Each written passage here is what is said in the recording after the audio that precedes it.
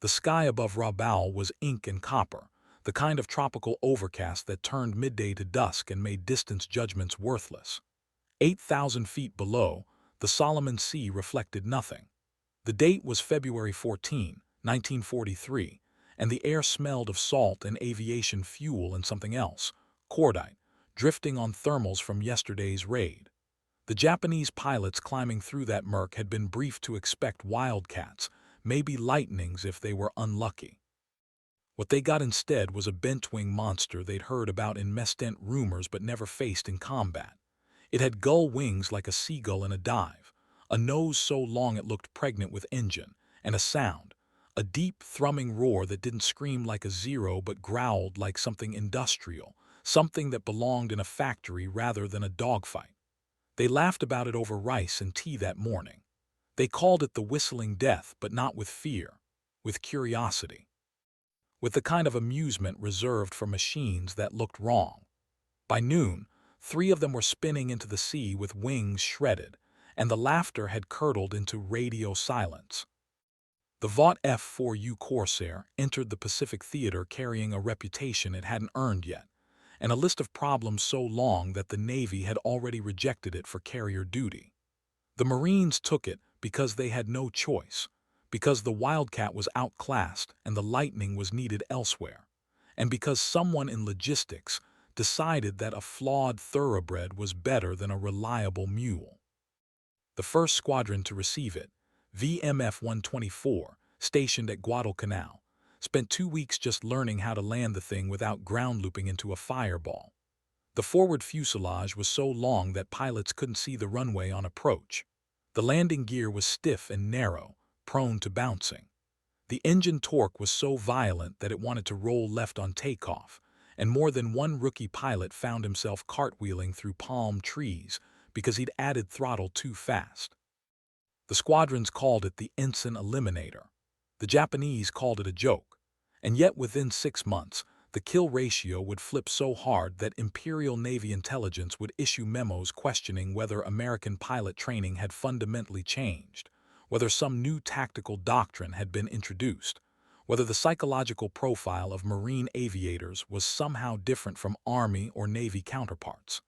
The answer was simpler and more mechanical than that. The answer was horsepower and geometry, and the fact that in 3 dimensions, speed and climb rate matter more than turn radius, if you know how to use them. The woman who figured that out wasn't a pilot. Her name was Lieutenant Iris Calloway, and her call sign was Stopwatch, earned not in the air but on the ground, in the logistics sheds at Espiritu Santo, where she ran the propeller and engine depot for Marine Air Group 12. She'd been a civilian aeronautical engineer in San Diego before the war, one of 6 women in her graduating class, and she joined the Navy's Aeronautical Maintenance Branch in 1941, with a letter of recommendation from her thesis advisor and a quiet certainty that she was about to spend the war filing paperwork. Instead, she spent it elbow-deep in reduction gears and magneto housings, supervising a crew of 40 enlisted men who initially resented her and eventually listened to her, because she could diagnose a blown cylinder by sound alone and never asked anyone to do something she couldn't do herself. The Corsair arrived at her depot in crates, and the first thing she noticed was the propeller, 13 feet, 4 inches in diameter, the largest prop on any single-engine fighter in the world. It required a complicated landing gear geometry just to keep the tips from striking the ground. It also meant that in level flight, the Corsair could bite into air with more authority than anything Japan had. The second thing she noticed was the engine, a Pratt & Whitney R2800 double Wasp, 18 cylinders, 2,000 horsepower at takeoff, more than double what a Zero carried.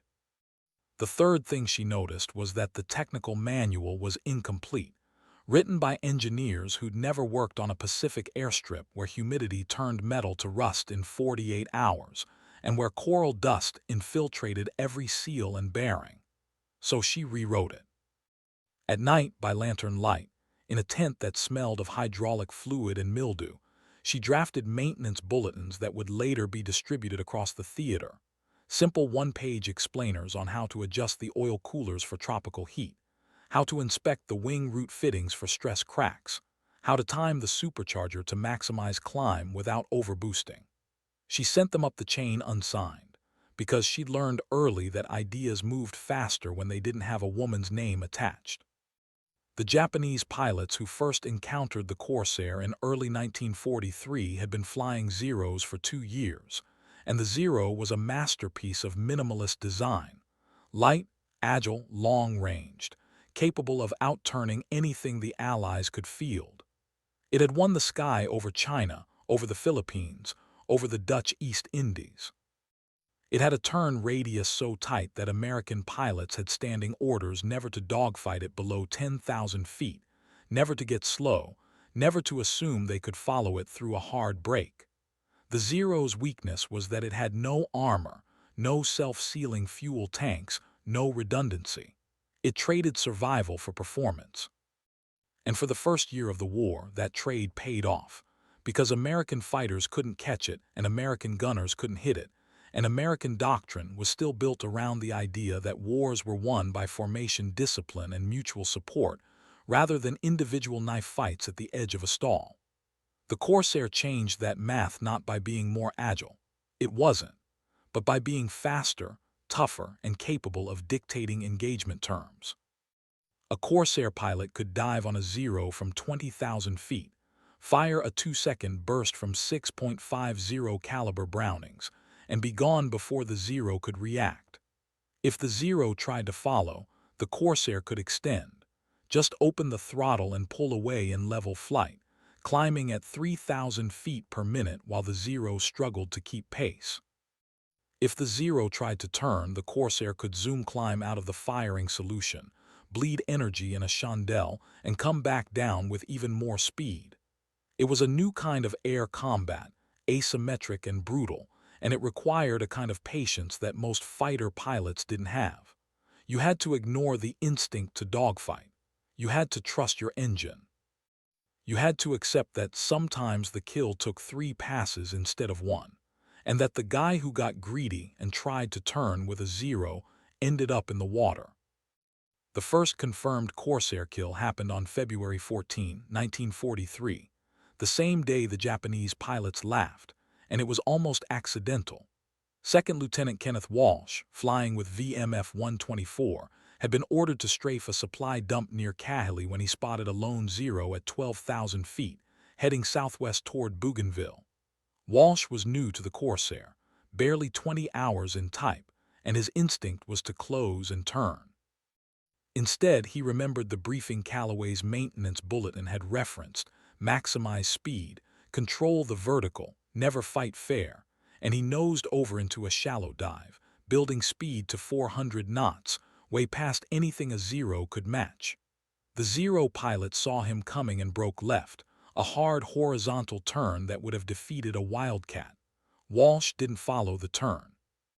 He pulled up into a steep climb, trading speed for altitude, and when he looked back, the Zero was still in the turn, slow, exposed, hanging in the sky like a kite. Walsh rolled inverted, pulled through, and came down on the Zero's 6 with a 500-foot advantage. The burst lasted 1.5 seconds. The Zero's left wing separated at the root, and the fuselage tumbled into the sea, trailing smoke and fabric. Walsh didn't celebrate. He leveled out, checked his fuel, and flew home in silence. That evening in the debriefing tent, he described the encounter in flat, technical terms: altitude, speed, angle-off, deflection. The intelligence officer wrote it all down, but the takeaway was simple. The Corsair wasn't a dogfighter. It was a platform for converting altitude into death. By March, the kill ratio had shifted noticeably. VMF-124 logged 16 confirmed kills against 2 Corsairs lost in combat, 1 to ground fire, 1 to a mid-air collision during a bombing run. The Japanese noticed.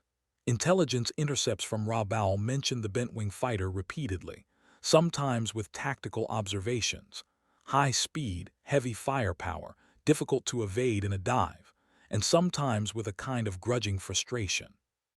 One intercepted message, translated by Navy cryptanalysts at Pearl Harbor, used the phrase American Sky Samurai, which analysts interpreted as a sign that the Corsair had achieved psychological impact beyond its raw numbers. Another message, sent from a senior fighter commander to Imperial Navy headquarters, requested clarification on whether the Corsair was a new type or a modification of an existing airframe, and whether its performance characteristics represented a temporary advantage or a permanent shift in Allied capability. The answer, which Japanese intelligence never fully grasped, was that the Corsair wasn't a single innovation but a system, a combination of engine, airframe, tactics, logistics, and training that worked because every part reinforced the others. The engine gave it speed, the airframe gave it toughness, the tactics gave it patience, the logistics kept it flying, and the training taught pilots to suppress their instincts and trust the machine. Iris Callaway's depot at Espiritu Santo processed an average of 90 aircraft per month, everything from minor inspections to full engine swaps, and the pace was relentless.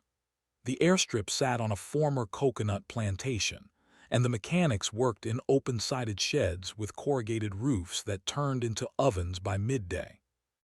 The tools were a mix of Navy-issue kits and improvised solutions, sockets welded from scrap steel, wrenches filed down to fit non-standard fittings, jigs built from lumber and bias-ply tires. Callaway ran 3 shifts, 8 hours each, and she walked the line every shift change, checking work, answering questions, making notes in a ledger she kept in her breast pocket. The notes were cryptic, shorthand observations that only she could decode. P47 oil cooler mod applicable. 0 turn radius 15 degrees bank est, 800 ft. Walsh climb profile, check fuel consumption versus manual. She didn't talk much, and when she did it was in the clipped, neutral tone of someone who'd learned that authority came from competence, not volume. The enlisted men called her lieutenant, never by her call sign, and they respected her the way you respect a clock, reliable, precise, occasionally inconvenient. She didn't mind. She wasn't there to be liked. She was there to keep airplanes flying, and she measured success in dispatch rates, not friendships. The tactical breakthrough came in April, during a mission over Bougainville that almost went wrong. 8 Corsairs from VMF 124, led by Major Gregory Boyington, who wasn't yet pappy, wasn't yet famous, was just another Marine captain trying to stay alive long enough to make major, intercepted a formation of 20 Zeros escorting a dozen Val dive bombers heading toward Chilagi. The Zeros had altitude, about 15,000 feet, and they dove immediately, splitting into 2 groups to bracket the Corsairs from above and below. Standard Zero tactics: force the Americans into a turning fight, isolate 1 or 2, swarm. Boyington didn't bite. He called for a zoom climb, full throttle maximum rate trading speed for altitude, and the Corsairs went vertical in loose finger-4 formations, climbing at 3,000 feet per minute, faster than the Zeros could compensate. The Zeros tried to follow, but their engines were starved at that climb rate, and after 20 seconds they stalled out, hanging in the air with no speed and no options. Boyington rolled his flight inverted and came down on them in a slashing dive, and in the next 30 seconds, 4 Zeros went down. The rest broke off, abandoning the bombers, which were now unescorted and easy prey. 6 Vals were shot down before they reached the target. 2 more went into the water on the way home. The only Corsair hit took a single 7.7 round through the horizontal stabilizer, which the pilot didn't notice until he landed and the crew chief pointed it out. The after-action report was 3 pages long, and it spent most of its time on climb performance and energy management. The last paragraph, written by Boyington himself, said, "The Corsair is not a fighter. It is a siege engine. Use it like one." The siege engine metaphor stuck. It showed up in training manuals, in briefings, in the kind of informal pilot culture that spreads through ready rooms and mess tents. The idea was simple. You didn't fight the Zero on its terms. You didn't chase it, didn't try to outturn it, didn't get drawn into the kind of swirling, low-altitude knife fight that Zeros excelled at. Instead, you used altitude and speed to create a battlefield where only the Corsair could operate. You climbed above the enemy, waited for the right moment, and dove. You fired a burst, 2 seconds, maybe 3, just enough to put 30 or 40 rounds into the target, and then you extended, climbing back to altitude while the enemy was still trying to figure out where you went. If the enemy followed, you climbed faster. If the enemy turned, you ignored him. If the enemy ran, you chased him down in level flight where the Corsair's speed advantage was insurmountable. It was methodical. It was patient. It was the opposite of everything fighter pilots had been taught, and it worked because the Corsair's engine and airframe made it possible. The R-2800 could run at maximum power for 5 minutes without damage, and the supercharger meant that power didn't fall off until you hit 25,000 feet. The airframe could handle dive speeds of 450 knots, well past the point where a Zero's controls would lock up or its wings would start shedding fabric. And the 6.50 caliber Brownings could shred an aircraft at 600 yards, long before the Zero's 20 cannons were in range. Iris Calloway documented the shift in her maintenance logs, though no one outside her depot ever saw them. She tracked failure rates, flight hours between inspections, ammunition expenditure per sortie. The numbers told a story that the kill ratios only hinted at.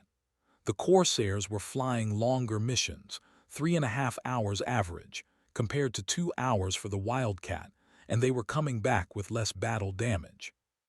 The engine failures were dropping too, because the pilots had learned to manage the throttle, and the mechanics had learned to adjust the mixture for tropical heat.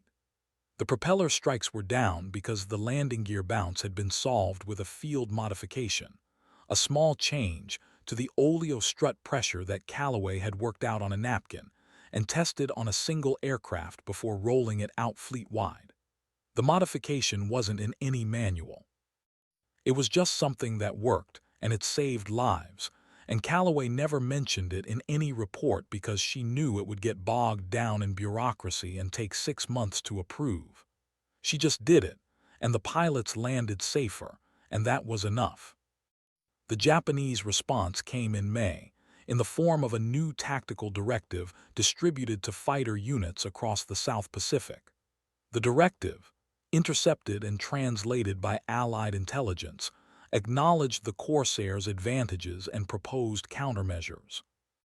It instructed Zero pilots to avoid vertical engagements, to stay below 10,000 feet where the Corsair's engine advantage was reduced, to use clouds and terrain to break contact, and to focus on isolating lone Corsairs rather than engaging formations. It also recommended that Zeros should attack during the Corsair's climb, when it was slow and vulnerable, rather than trying to chase it in a dive. The directive was tactically sound, and it worked, sometimes. But it also revealed a deeper problem. The Zero had been designed for a different kind of war, a war where Japan controlled the air and could dictate engagement terms. The Corsair forced Japan to react, to adapt, to fight defensively. And in a war of attrition, fighting defensively meant losing slowly instead of quickly. The pivotal operation came in June, during a coordinated strike on the airfields at Munda. The objective was to suppress Japanese air power in the Central Solomons and clear the way for an amphibious landing. The strike package included 36 Corsairs, 16 Dauntless dive bombers, and 12 Avenger torpedo bombers, escorted by a combat air patrol of 8 Lightnings. The Corsairs were divided into 3 groups: high cover at 20,000 feet, medium cover at 15,000, and low cover at 10,000. The plan was to draw the Zeros up into the Corsair's kill zone, where speed and altitude mattered more than agility. The Japanese scrambled 40 fighters, mostly Zeros with a handful of newer models that intelligence hadn't identified yet. They came up in 2 waves, the first at 8,000 feet, the second at 12,000. The low-cover Corsairs saw them first and called it in. Bandits, 8 o'clock low, Angels 8 climbing. The high-cover group dove immediately, not straight down but in a slashing angle that preserved energy, building speed to 400 knots. The Zeros tried to turn into them, but the Corsairs were too fast and the angle was wrong. The first pass shredded 2 Zeros and scattered the rest. The second pass got 3 more. The medium cover group engaged the second wave, and the fight turned into a running battle that stretched across 20 miles and 4,000 feet of altitude. The Corsairs used the boom and zoom tactic religiously: dive, fire, climb, reset. The Zeros tried to force turning fights, but the Corsairs refused, and every time a Zero committed to a turn, it lost energy and became a target. The bombers hit their targets unmolested. The strike package lost one Corsair to ground fire and one Dauntless to mechanical failure. The Japanese lost 14 fighters confirmed, with another 6 probables. The kill ratio was lopsided, but the real victory was psychological. The Japanese had scrambled everything they had, and it hadn't been enough. After the Munda strike, Iris Calloway received a commendation from the wing commander, a 2-paragraph letter that praised her exceptional organizational skill and technical acumen. She folded it and put it in her footlocker without reading it twice. That night, she wrote a letter to her sister in San Diego, one of the few personal letters she allowed herself per month. The letter was short, careful, scrubbed of anything that might violate operational security. She wrote, "The work here is repetitive but necessary. The men are learning, the machines are improving. I think we are past the worst of it, though I am not naive enough to believe the war will end soon. The heat is tolerable, the food is not. I miss real coffee. I miss windows that close. I miss the idea that tomorrow might be different from today, but I am useful and that is enough." She didn't mail the letter for 3 days, because the mail plane was grounded with a cracked engine mount, and when it finally left she watched it disappear into the overcast and wondered if her sister would understand what she was really saying, which was that she was tired and proud and quietly terrified that all of this, these machines, these men, these long nights in a tent full of engine parts, might not matter in the end. The legend of the Corsair spread through the Pacific Theater in the summer of 1943, not through official channels, but through the informal network of stories that pilots told in ready rooms and crew chiefs told over cigarettes and intelligence officers whispered in briefings. There was the story of Lieutenant Robert Hansen, who shot down 5 Zeros in a single mission over Rabaul and landed with 11 bullet holes in his airframe, none of which hit anything critical. There was the story of Captain Donald Aldrich, who limped back to base on one engine after taking a 20 shell through the reduction gear, the propeller windmilling uselessly, and still managed to land without ground looping. There was the story of a Corsair that took a direct hit from anti-aircraft fire, lost 6 feet of one wing, and flew another 90 miles before the pilot bilayed out over friendly territory, and the airframe was later recovered and rebuilt and flew another 100 missions. The stories were true mostly, though they accumulated embellishments the way stories do. But the core of each story was the same. The Corsair could absorb punishment that would have destroyed any other fighter, and it could dish out punishment that few aircraft could survive. The Japanese knew it too.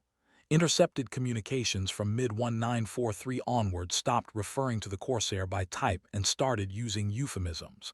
The bent-wing plane, the whistling hunter, the demon that climbs.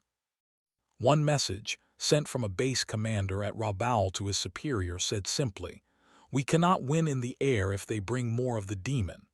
The message was filed and forgotten, but it was accurate. The training doctrine shifted in response to the Corsair's success. New pilots arriving in the Pacific were taught energy tactics from day one: maintain speed, control altitude, never get slow in a fight. They practiced zoom climbs and slashing attacks in tired Wildcats and Buffaloes, and when they transitioned to the Corsair, they spent their first 10 hours just learning how to manage the engine and the long nose and the tendency to roll left. The washout rate was high, about 20%, but the pilots who made it through were disciplined and patient and capable of thinking in 3 dimensions. They understood that altitude was money in the bank, that speed was insurance, that turning was bankruptcy. They learned to suppress the urge to dogfight, to ignore the taunts of Zero pilots who would waggle their wings or do slow rolls to lure the Americans into a trap. They learned that a kill that took 3 passes was better than a death that took 3 seconds. And they learned to trust their machines, because the Corsair would bring them home if they didn't do anything stupid. By August, the kill ratio had stabilized at something close to 11 to 1, 11 Japanese aircraft down for every Corsair lost in combat. The ratio was so lopsided that Allied intelligence initially questioned it, suspecting overclaiming or double counting. But the numbers held up under scrutiny, corroborated by gun camera footage and wreckage inspections, and Japanese loss reports captured after airfield overruns. The ratio wasn't just a function of the Corsair's performance. It was a function of pilot training, of maintenance discipline, of tactical doctrine, of logistics that kept the airplanes flying and the ammunition flowing and the spare parts arriving before they were needed. It was a function of people like Iris Calloway, who never flew a combat mission but whose work made every mission possible. The Corsair was a weapons system, not just a weapon, and every part of the system mattered.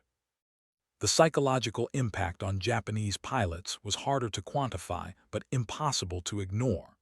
By late 1943, Japanese fighter units in the Solomons were experiencing morale problems that showed up in maintenance logs and sick call rates, and the frequency of aborted missions.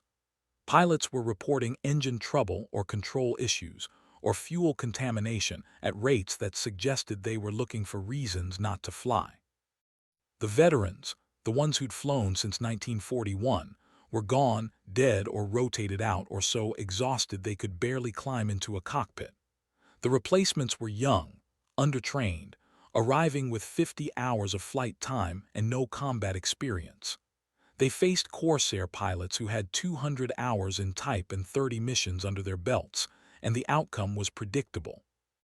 The Imperial Navy tried to compensate with new aircraft, the J-2M Raiden, the N-1K Shiden, but the new types arrived in small numbers and suffered from mechanical issues, and never achieved the mythical status the Zero had once held. The war in the air was being won by the side that could build better engines, train better pilots, and keep the whole system running month after month without collapse. Japan couldn't do that. The United States could. In September, Iris Calloway was promoted to lieutenant commander and reassigned to a planning role in Pearl Harbor, where she would spend the rest of the war writing maintenance manuals and training curricula and fielding questions from depot commanders across the Pacific. She left Espiritu Santo on a C-47 transport, carrying a duffel bag and a footlocker, and a leather-bound notebook filled with 3 years of observations, calculations, and diagrams that no one had ever asked for, but that she'd compiled anyway because she believed documentation mattered. On her last night at the depot, the crew threw her a quiet send-off. No speeches, just coffee and donuts and a hand-carved propeller blade signed by 40 mechanics, each signature done in grease pencil because that's what they had. She thanked them briefly, shook a few hands, and walked back to her tent. That night, she wrote another letter to her sister, longer this time, less guarded. She wrote, "I have spent 3 years keeping airplanes in the sky, and I will spend the rest of my life wondering if it made any difference. The men I worked with were competent and decent and tired, and they did their jobs because that is what you do in a war. The machines were flawed but fixable, and we fixed them, and they killed people, and I am not sure how I feel about that. I think I did good work. I think it mattered. But I also think that wars are not won by good work. They are won by the side that can sustain bad work for longer than the enemy can sustain good work. We are that side. We have more steel, more oil, more food, more mechanics, more everything. And so we will win, not because we are better, but because we are more. I do not know if that is a moral victory or simply a mathematical one." She sealed the letter and left it on her cot for the mail run. She never wrote another letter from the Pacific. The final accounting of the Corsair's combat record in World War II is stark and unambiguous. The aircraft flew more than 64,000 combat sorties, shot down more than 2,000 Japanese aircraft, and achieved a kill ratio that remained unmatched by any other Allied fighter in the Pacific. It served from 1943 through the end of the war, from the Solomons to the Philippines to Okinawa, and it continued to serve through Korea, where it flew ground attack missions with the same brutal efficiency it had demonstrated in air combat. The Corsair was eventually retired in the late 1950s, replaced by jets, but its legacy persisted in the tactical doctrines and training methods that shaped American air power for the next half-century. The boom and zoom tactics developed by Corsair pilots became standard for every air superiority fighter that followed, from the F-86 Sabre to the F-15 Eagle. The maintenance protocols pioneered by people like Iris Callaway became the foundation of modern aircraft logistics. The lesson was simple and transferable. Speed, altitude, and energy management matter more than agility. Patience matters more than aggression. System integration matters more than individual heroics. The Japanese pilots who survived the war and wrote memoirs in the decades that followed often mentioned the Corsair with a kind of rueful respect. One former Zero pilot, in an interview conducted in the 1970s, said, "We thought the Americans were not serious about air combat. They had heavy planes, slow planes, planes that could not turn. Then the Corsair came, and we realized they were serious about something else. They were serious about killing us efficiently. It was not personal. It was industrial. That was more frightening than any dogfight." The comment was candid and precise, and it captured something essential about the American approach to war in the Pacific. It was not elegant, not chivalrous, not built around the mythology of the ace or the samurai. It was built around logistics, mass production, interchangeable parts, and the idea that wars were won by supply chains and maintenance depots as much as by pilots and gunners.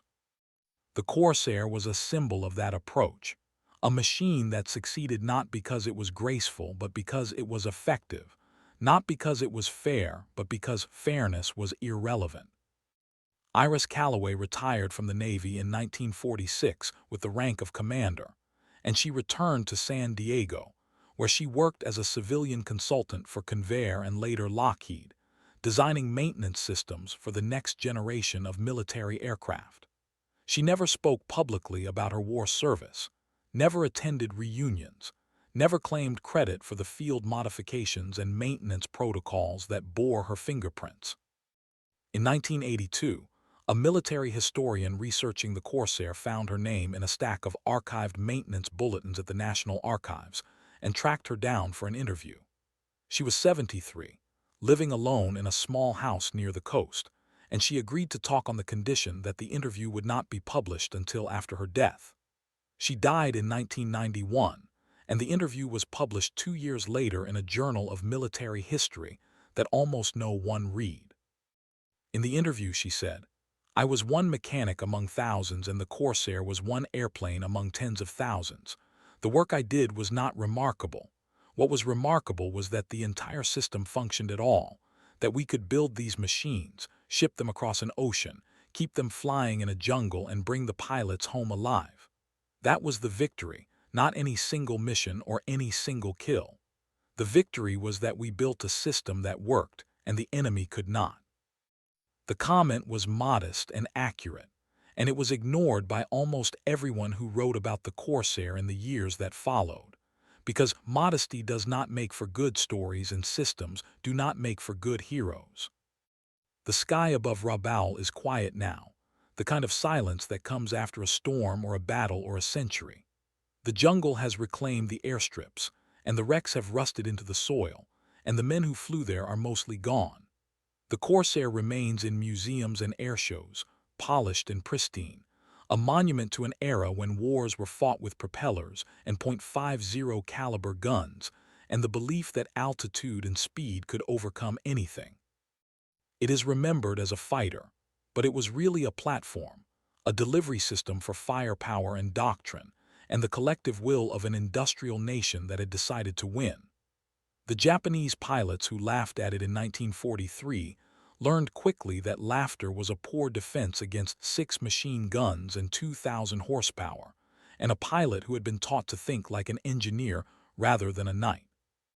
They learned that the bent-wing demon was not a joke, not a curiosity, not a machine that could be outmaneuvered or outwitted. They learned that it was the future, and the future was fast and patient and utterly without mercy.